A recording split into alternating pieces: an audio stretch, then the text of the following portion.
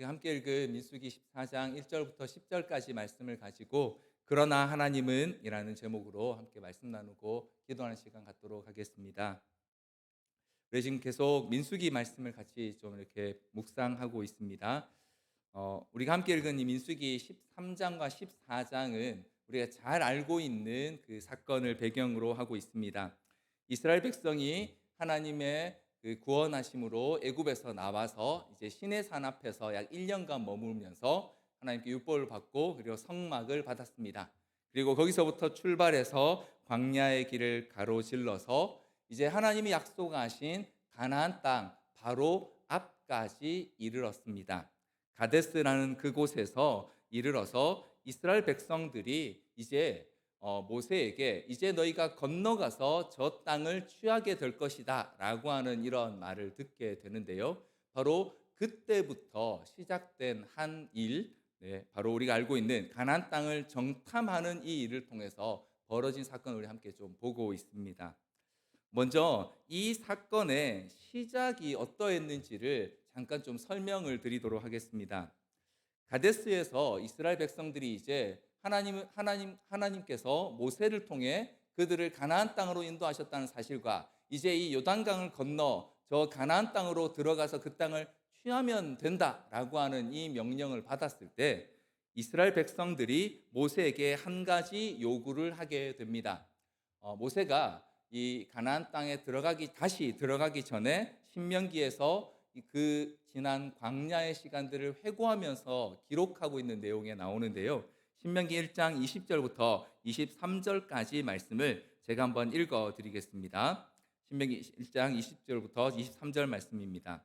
내가 너희에게 이르기를 우리 하나님 여호와께서 우리에게 주신 아모리 족속의 산지에 너희가 이르렀나니 너희의 하나님 여호와께서 이 땅을 너희 앞에 두셨은즉 너희 조상의 하나님 여호와께서 너희에게 이르신 대로 올라가서 차지하라. 두려워하지 말라, 주저하지 말라 한즉 너희가 다 내 앞으로 나와 말하기를 우리가 사람을 우리보다 먼저 보내어 우리를 위하여 그 땅을 정탐하고 어느 길로 올라가야 할 것과 어느 성읍으로 들어가야 할 것을 우리에게 알리게 하자 하기에 내가 그 말을 좋게 여겨 너희 중 각 지파에서 한 사람씩 12를 택하매라고 이렇게 회고하고 있습니다.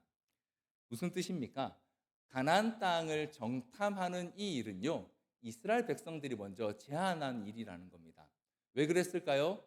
네, 당연히 자신들이 가본 적도 없고 또 어떻게 그 땅 상황이 어떤지를 모르기 때문에 가기 전에 먼저 올라가는 길은 어떤지, 그곳에는 어떤 사람들이 살고 있고 또 성읍은 어떤지 미리 한번 살펴보는 게 좋지 않을까요? 라고 그렇게 모세에게 제안을 했다는 것이죠. 네, 이건 너무 타당하고 좋은 제안인 것 같습니다. 그래서 모세도 이를 좋게 여겨서 각 지파에서 한 명씩을 뽑아서 12명의 정탐꾼을 가나안 땅으로 올려 보냈다라고 그렇게 기록하고 있습니다.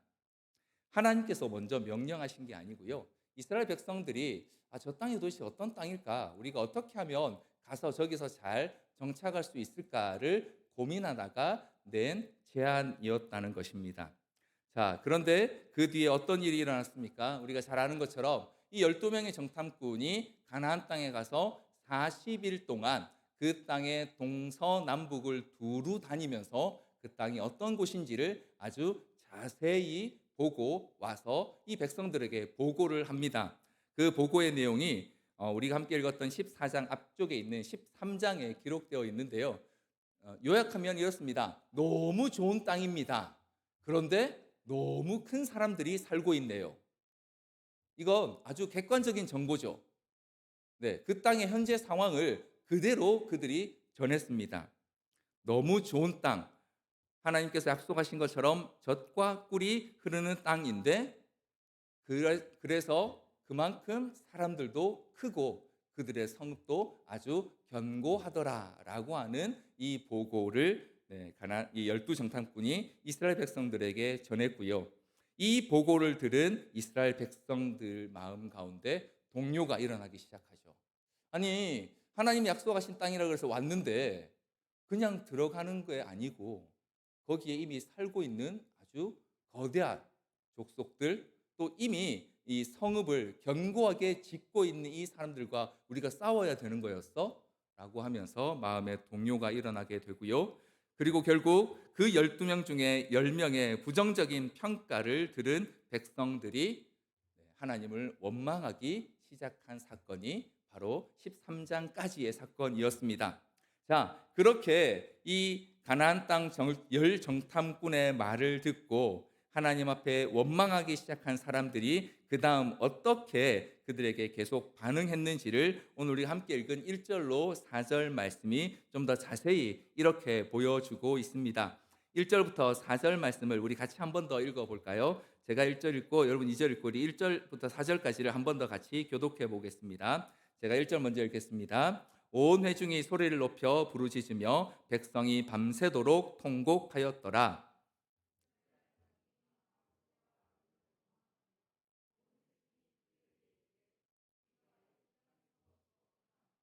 광야에서 죽었으면 좋았을 것을. 어찌하여 여호와가 우리를 그 땅으로 인도하여 칼에 쓰러지게 하려 하는가? 우리 처자가 사로잡히리니 애굽으로 돌아가는 것이 낫지 아니하랴. 이에 서로 말하되 우리가 한 지휘관을 세우고 애굽으로 돌아가자 하매. 아멘. 네. 열 정탐꾼의 그 부정적인 평가를 들은 이스라엘 백성들이 이제 마음의 좌절해서 밤새도록 소리를 높여 통곡했습니다. 밤새도록 울었다는 거죠. 그리고 소리를 지르면서 막 악을 썼다는 겁니다. 자, 그런데 여러분 한번 생각해 보십시오. 이들이 왜 통곡했습니까? 왜 밤새도록 울었습니까? 아니, 뭐라고 밤새도록 울었을까요? 지금 그들에게 무슨 일이 벌어졌습니까? 아무 일도 일어나지 않았습니다. 열 정탐꾼이 가서 보고 그 땅에 대해 악평한 것을 들은 것 외에는요, 아무 일도 일어나지 않았습니다. 아직 그 땅 백성을 만난 것도 아니고요, 그 땅 백성들에게 공격을 당한 것도 아니고요, 실제로 그들이 거기 가서 무슨 일을 겪은 것도 아닙니다. 그 12정탐꾼이 다니는 동안 무슨 추격을 받았다거나 공격을 받은 일도 없었습니다. 그런데 그들이 밤새도록 소리를 높여서 통곡했습니다. 뭐라고 통곡을 했을까요? 아이고 이제 다 죽겠구나. 가서 다 죽겠다. 어떡하냐? 이러고 밤새도록 울었겠죠. 밤새도록 울고 나서 그들이 뭐라고 생각했을까요? 근데 누가 죽었지? 아직 아무도 안 죽었는데요. 그럼 이 백성들의 반응을 한번 보십시오. 아직 일어나지 않은 일 때문에 밤새 통곡했습니다. 하나님께서 그들을 어떻게 인도하셨고 하나님께서 그들에게 어떻게 약속하셨는지는 새카맣게 잊어버리고 그 땅에 가니까 키 크고 아주 무서운 사람들이 살더라 하는 그 소식 하나 듣고 밤새 울었다는 것이죠. 이들의 반응을 좀 풀어보면 이렇습니다. 땅에 대한 부정적인 평가를 들은 이스라엘 백성들은요, 그 땅 때문에 자신들이 죽을까봐 두려워하다가 그 땅을 원망하는 것을 넘어서 이제 자신들을 여기까지 인도하신 하나님에 대한 원망으로 옮겨가고 있는 것을 오늘 본문이 보여주고 있습니다. 그게 바로 마지막 4절에 나오는 내용이죠. 이에 서로 말하되 우리가 한 지휘관을 세우고 애굽으로 돌아가자 하매. 무슨 뜻입니까? 이스라엘 백성들이 지금 단순히 땅에 대해 불평하는 것이 아니고요, 하나님께서 그동안 이 광야를 지나오며 하나님께 대해 반역하고 하나님 명령에 거역하던 그 일의 최종적인 모습으로 이렇게 지금 말하는 거예요. 아니, 우리가 하나님께서 이 고단한 광야로 인도하시는 것까지는 참았는데 이제는 못 참겠다. 아니, 어떻게 이딴 땅을 줘가지고 저기 들어가서 우리 보고 다 죽으라는 거냐? 이제 하나님의 인도는 필요 없다. 우리가 보기에 합당한 지도자를 세우고 우리 뜻대로 이 공동체를 이끌어가는 게 훨씬 낫지 않겠냐? 이제 그래도 하나님이 더 이상 우리한테 할 말이 없지 않겠나? 라고 반응하고 있는 겁니다. 이스라엘 백성들의 원망은요, 단순히 땅의 문제가 아니었습니다. 그동안 계속해서 하나님의 명령을 거역하고 하나님께 반역하던 그 마음이 이제 모여서 빵 터져난 것이죠. 하나님 이제 필요 없어. 우리 가고 싶은 대로 갈래. 자, 왜 그렇게 이들이 반응하고 있는 걸까요? 어쩌면 이렇게 보일 수 있습니다. 이들이 지금 믿음이 없어서 믿음으로 그 상황을 보지 못하고 그 현실의 문제만 보기 때문에 그런 것이다라고 볼 수도 있습니다. 그런데 조금 더 깊이 들여다보면요, 이게 믿음과 현실의 대결이 아니고요, 믿음과 믿음의 대결이라는 사실을 볼 수 있습니다. 무슨 뜻입니까? 하나님의 약속을 믿느냐, 아니면 현실의 눈에 보이는 것을 믿느냐의 문제죠. 왜 그렇습니까? 아직 그들에게 아무 일도 일어나지 않았어요. 앞서 말씀드린 것처럼 아무도 안 죽었습니다. 밤새도록 통곡해야 할 만큼 그런 일을 당한 게 없습니다. 근데 그들은 굳게 믿고 있는 거죠. 들어가면 다 죽는다. 우리 아들, 딸 다 잡혀 죽고 우리는 다 망하겠다. 아주 굳게 믿고 있는 겁니다. 하나님께서 그들을 어떻게 인도하셨는지는 하나도 관심 없고 이제 자기들이 갖고 있는 그 현실에 대한 믿음 하나 때문에 하나님을 거역하고 있다는 사실입니다.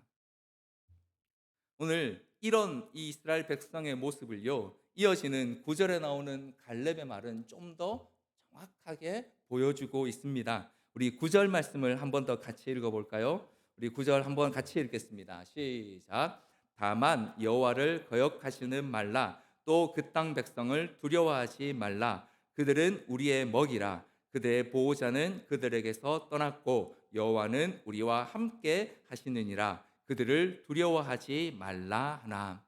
갈렙이 이스라엘 백성의 그 반응을 보고 이렇게 말합니다. 여호와를 거역하지 말라. 또 그 땅 백성을 두려워하지 말라. 그런데 여기 보니까요, 그 땅 백성을 두려워하지 말라고 두 번이나 거듭 이야기합니다. 왜 그렇습니까? 지금 이 이스라엘 백성들이 갖고 있는 그 헛된 믿음, 아직 벌어지지 않았는데 반드시 일어날 것이라고 하는 그 믿음의 중심에 뭐가 있냐면 바로 이 두려움이 있다는 거죠. 그 백성들에 대한 두려움. 그들이 우리보다 덩치도 크고 성읍도 너무 좋고 그 땅에서 잘 먹고 잘 살아서 우리는 반드시 그들에게 질 수밖에 없을 것이라는 그 두려움에 기반한 믿음이 그들을 광야에서 먹이시고 불기둥과 구름기둥으로 그들의 갈 걸음을 인도하시고 그리고 그들에게 이 가나안 땅을 약속하셨던 하나님과의 그 기억보다 지금이 눈앞에 있는 아직 벌어지지 않았지만 어떻게 될지 모르겠다는 그 미지의 불안함이 그들을 더 두려움에 떨게 만들었고요. 그걸 너무 굳게 믿은 나머지 하나님의 뭐 필요 없다. 이제 우리 갈 길을 가자라고 반응하게 만들었다는 것입니다. 하나님이 비록 우리를 여기까지 인도하셨지만 그건 그 전의 일이고 이제 지금 새로운 일이 닥치는데 우리가 보니까 이거 안 돼. 이거 하나님도 답 없어. 그러니까 우리 각자 도생하자. 우리가 어떻게든 잘하면 살아남아 보자. 이것이 지금 이스라엘 백성들의 이 반응의 실체라는 겁니다. 갈렙은 그 사실을 지적하고 있습니다.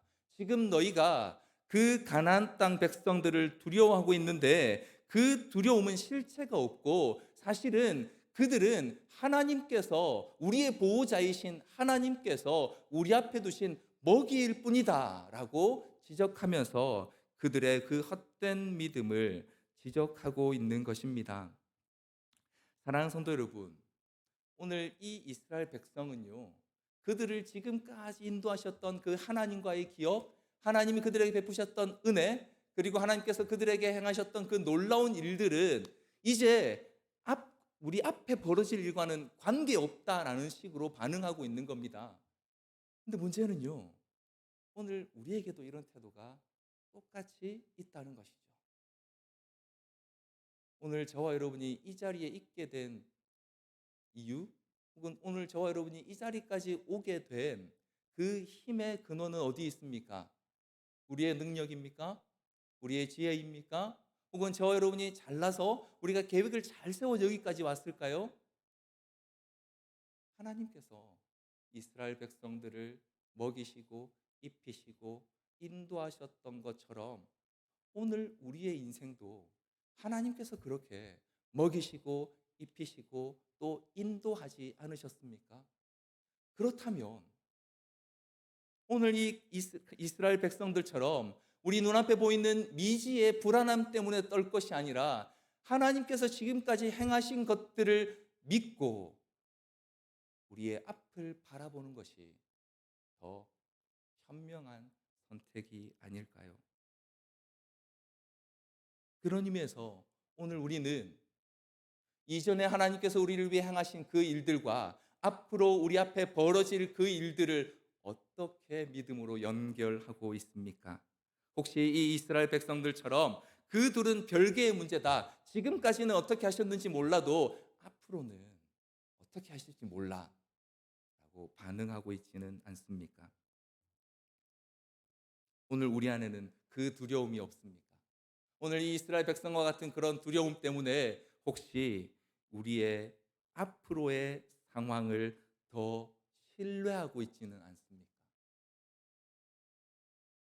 또한 이 갈렙은요, 그의 말을 통해서 지금 이스라엘 백성들이 하나님의 이전하신 일들을 믿는 것보다 눈앞에 보이는 현실을 믿는 이것이 하나님 앞에 얼마나 큰 죄인지를 지적하고 있습니다. 그것은 무엇입니까? 9절에 보니까요, 다만 여호와를 거역하지 말라라고 이렇게 표현하고 있습니다. 거역이라는 단어가 굉장히 점잖은 단어로 좀 번역이 됐어요. 정확히 말하면 배신입니다. 배반하지 말라는 겁니다. 하나님께 반역하지 말라는 겁니다. 무슨 뜻입니까? 지금 이스라엘 백성들이 우리가 새로운 지휘관을 세우고 애굽으로 돌아가자, 이건 무슨 뜻인가요? 하나님은 더 이상 우리의 왕이 아니야. 나 이제 더 이상 하나님 지도 안 받을래. 하나님은 더 이상 우리의 인도자가 될 수 없어라고 말하는 것이라는 거죠. 반역입니다. 왕의 자리에서 끌어내리고 새로운 왕을 세우고 싶다는 것입니다. 하나님을 거역하지 말라. 하나님을 배반하지 말라라고 갈렙은 지적하고 있습니다. 미지에 대한 두려움, 앞으로 벌어질 일에 대한 불안함 때문에 그들이 내는 결론은 무엇입니까? 그들을 여기까지 인도하신 하나님을 반역하기로 결정했다는 것이죠. 이것이 죄의 본질이고요, 오늘 이스라엘 백성에게서뿐만 아니라 우리에게 드러나는, 반복해서 드러나는 문제입니다.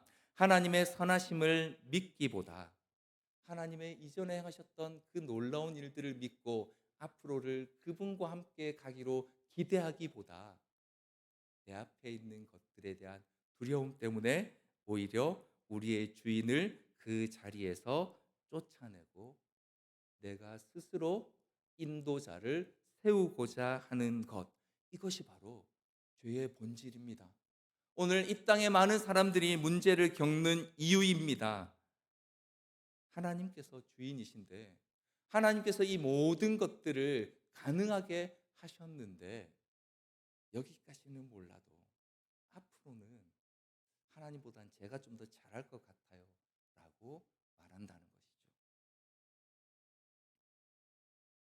오늘 우리는 하나님 앞에서 우리 자신을 이 이스라엘 백성의 모습에 한번 비추어서 살펴보기 원합니다. 오늘 우리가 지금 마음에 더 견고히 믿고 있는 것은 무엇입니까? 이전까지 하나님이 나를 위해 행하신 그 일들인가요? 아니면 지금 내 마음에 있는 불안함입니까? 지금 우리가 우리의 삶의 주인으로 삼고 있는 것은 지금까지 여기까지 우리를 인도하신 하나님입니까? 아니면 이 미지의 불안함 때문에 떨고 있는 우리 자신입니까? 아니면 그 미지의 불안함을 해결해 줄 수 있다라고 말하는 세상의 소리들입니까? 오늘 이스라엘 백성의 이 모습은요, 사실 오늘 우리의 모습입니다. 우리도 여전히 우리 마음에 그 죄의 본성을 가지고 있기 때문에요. 하나님께서 행하셨던 것들보다 혹은 하나님 우리를 위해 행하셨던 일들보다 내 앞에 눈에 보이는 그 불안함 때문에 두려움에 떨고요. 그게 분명히 일어날 것이라는 그 근거 없는 확신을 가지고 하나님을 하나님의 자리에서 밀어내기에 바쁘다는 거죠.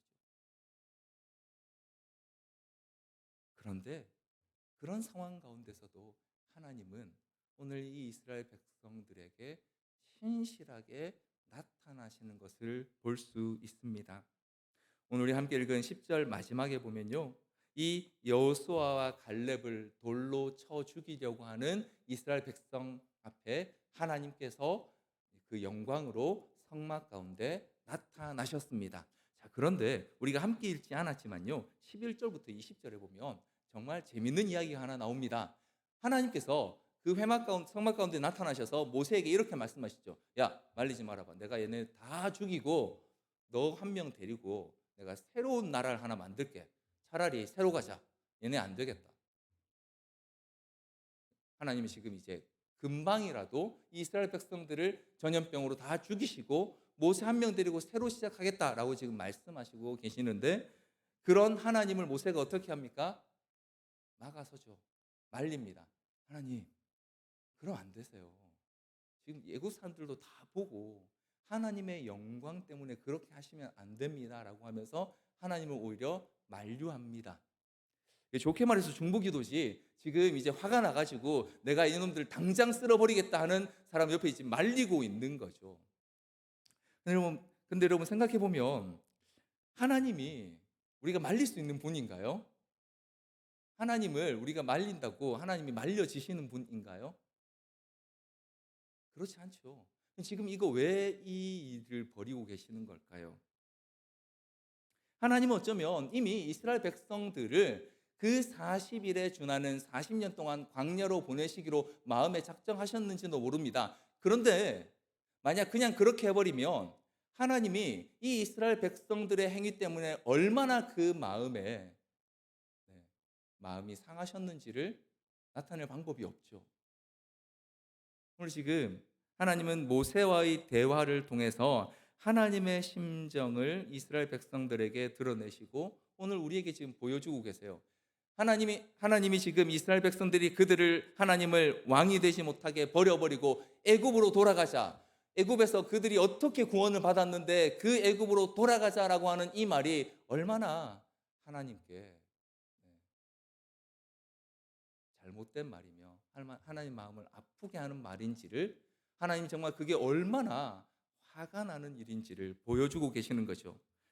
그리고 그런 하나님의 마음을 이해한 모세가요. 하나님의 영광과 하나님이 그들에게 하셨던 말씀을 근거로 중보하고 있는 것입니다. 하나님이요. 정말로 이스라엘 백성들을 다 쓸어 버리실 수 있지만 그러나 모세와의 대화를 통해 그들에게 하나님의 자비와 신실하심을 드러내고 계시는 것입니다. 이런 상황을 예레미야가 3장 22절로 23절에서 예레미야 선지자는요 이렇게 노래했었습니다. 제가 한번 읽어 드리겠습니다. 여호와의 인자와 긍휼이 무궁하심으로 우리가 진멸되지 아니함이니이다. 이것들이 아침마다 새로우니 주의 성실하심이 크시도소이다. 아멘. 여호와의 인자와 긍휼이 무궁하시기 때문에 우리가 진멸되지 않는다고요. 지금 하나님께서 모세를 통해 바로 이 사실을 보여주시고요. 그리고 그들을 얼마든지 하나님이 진멸하실 수 있음에도 불구하고 참으시고 계신다는 사실, 인자와 긍휼을 베풀고 계신다는 사실을 보여주고 계십니다. 자, 그런데 왜 그렇게 하십니까? 지금 이 정도 했으면 충분히 쓸어버리고 새로 만드셔도 괜찮지 않나요? 실제로 이들은 이후에 이때에 20세 이상 남자 어른들은 그 광야의 40년 동안 다 죽게 된다라는 하나님의 선언을 듣게 되죠. 자, 그런데도 불구하고 왜 하나님이 당장 그들을 진노함으로 쓸어버리시는 일을 하지 않으셨을까요? 그건 그들이 지금 그 광야의 시간 동안 10번이 넘게 하나님을 거역하고 하나님께 반역했음에도 불구하고요. 그 이스라엘 백성들이 이 애굽에서 어린 양의 피와 신의 산의 그 약속으로 구별된 하나님의 백성이었기 때문에 하나님은 그들을 버리실 수가 없으셨던 것입니다. 하나님 마음에 비록 그들이 이렇게 계속해서 번역하고 하나님을 버려 왕이 되지 못하게 하심에도 불구하고 하나님은 그들에게 주셨던 그 약속, 어린 양의 피를 문설주에 바른 이들은 다 넘어가겠다고 하셨던 그 약속과 신의 산에서 너희가 내 말을 듣고 내 명령을 지켜야 하면 나는 너희의 하나님이 되고 너희는 내 백성이 될 것이라고 하셨던 그 약속 때문에 하나님이 지금도 신실하게 그들을 지키고 계십니다. 오늘 본문 안에 이스라엘 백성과 같은 우리의 모습, 또 오늘 여전히 우리도 죄의 본성으로 하나님이 아니라 내가 주인으로 살아가고 있는 이런 모습들 때문에 우리도 자주 이 이스라엘 백성과 같은 유혹에 넘어가 범죄할 때가 있습니다. 그래서 우리는 우리에게 주어진 시간과 물질을 내 마음대로 사용할 때가 정말 많습니다. 내 인생을 내 계획대로 이끌어 가려고 합니다. 그래서 잘 되면 내 탓, 잘 안 되면 하나님 탓일 때가 참 많죠. 자녀들에 대해서나 가족들에 대해서도 비슷한 마음을 가집니다. 그 전까지도 사실은 하나님이 지켜주셨고 우리 하나님이 키우셨고 하나님이 보호해 주셨는데 앞으로는 하나님 제가 할게요 할 때가 많다는 거죠. 혹은 이렇게 반응할 때도 있습니다. 어차피 하나님은 나한테 큰 관심이 없는 것 같으니까 내가 이래도 그만 저래도 그만이신 것 같아요. 그러니까 제가 좀 열심히 할게요.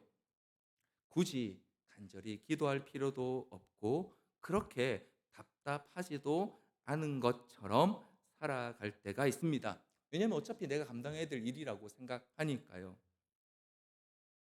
이처럼 우리는 자주 하나님을 믿는다고 말하면서도요, 사실은 하나님이 안 계신 것처럼 혹은 우리와 관계없는 분이신 것처럼 살아갈 때가 상당히 있습니다.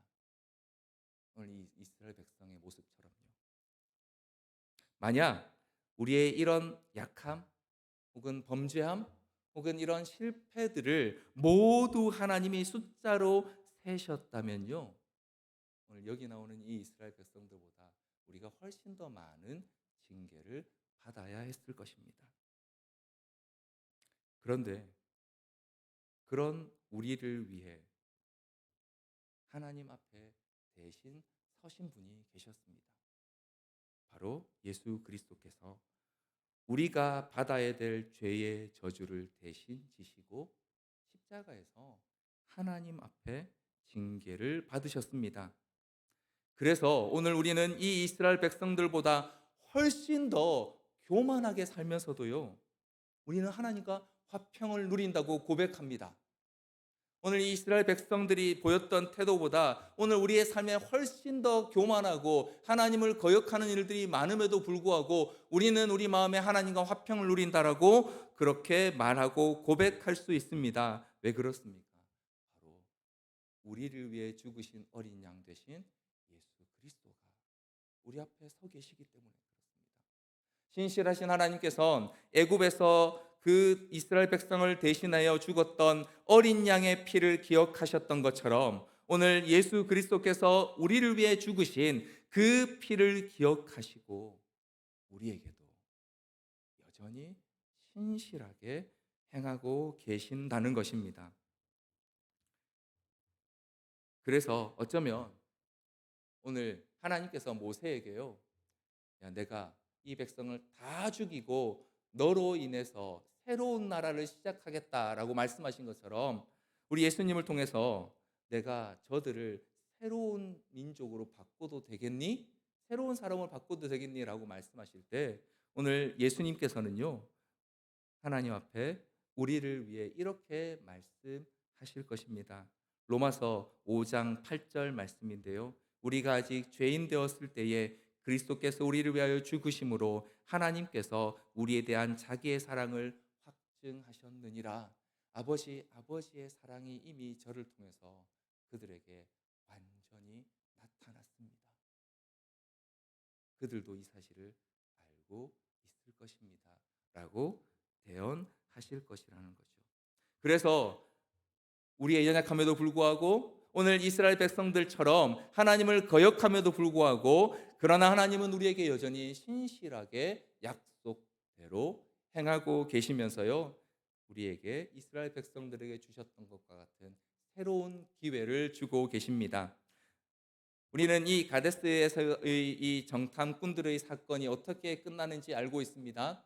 이스라엘 백성들이 이후에 이 가데스로부터 다시 광야로 가서 40년 동안 그 광야를 방황하게 되고요. 그리고 20살 이상 모든 어른들이 그 광야에서 죽게 됩니다. 잘못하면 이들은 다 버림받았고 새로운 세대만 구원받는구나라고 생각할 수 있는데요. 앞서 말씀드린 것처럼 그렇지 않습니다. 그들도 구원은 받았지만 하나님이 약속하신 기업을 잃어버렸을 뿐입니다. 자, 그런데 바로 그 하나님께서 40년 동안 광야 생활을 하게 하신 그 상황, 광야에서 40년 동안 그 뺑뺑이를 돌면서 20살 이상 사람들이 다 죽게 하시는 그 시간이 단지 심판을 위한 시간만이었느냐? 그렇지 않다는 것이죠. 민수기 14장 31절에 보면요. 하나님께서 이스라엘 백성들을 심판하시면서 이렇게 말씀하십니다. 31절 한 절만 제가 한번 읽어드리겠습니다. 너희가 사로잡히겠다고 말하던 너희의 유아들은 내가 인도하여 드리리니 그들은 너희가 싫어하던 땅을 보려니와 라고 말씀합니다. 출애굽한 1세대는요. 하나님을 거역한 일 때문에 구원은 받았는데 하나님이 약속하신 기업은 얻지 못했습니다. 그래서 하나님께서는요. 그들을 광야로 보내셔서 실패한 1세대들이 죽으면서 그 광야에서 사라지는 동안 그 하나님의 기업을 이어갈 다음 세대가 준비되게 하시는 시간을 함께 허락하셨던 겁니다.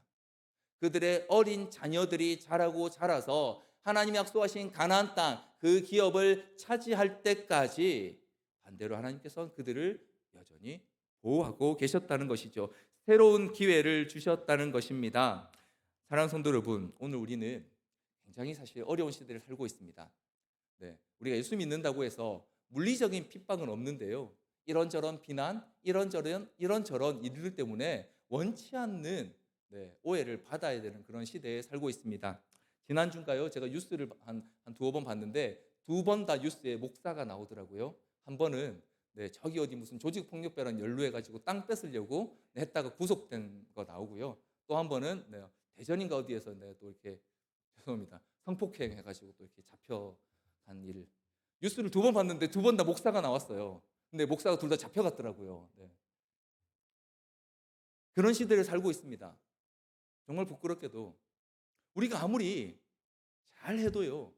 세상은 우리를 오해하고 우리를 비난하고 교회를 욕하는 그런 시대를 살고 있습니다. 세상이 문제냐고요? 아니요. 세상은 원래 우리를 미워할 것이라고 예수님 말씀하셨습니다.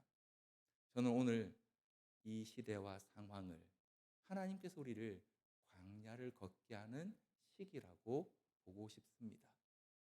비록 우리 세대는 우리 앞 세대와 우리의 세대는 하나님이 약속하셨던 그 기업을 일부 맛봤다가 지금 잃어버려 가는 것처럼 보인다 할지라도요.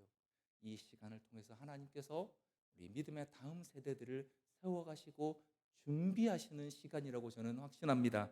왜냐하면 예레미야 1장 10절에 보면요. 하나님께서 예레미야 선지자에게 이렇게 말씀하셨어요. 제가 우리 같이 한번 좀 읽어볼까요? 예레미야 1장 10절 말씀입니다. 우리 같이 한번 읽어보겠습니다. 시작. 보라, 내가 오늘 너를 여러 나라와 여러 왕국 위에 세워 내가 그것들을 뽑고 파괴하며 파멸하고 넘어뜨리며 건설하고 심게 하였느니라 하시니라. 아멘.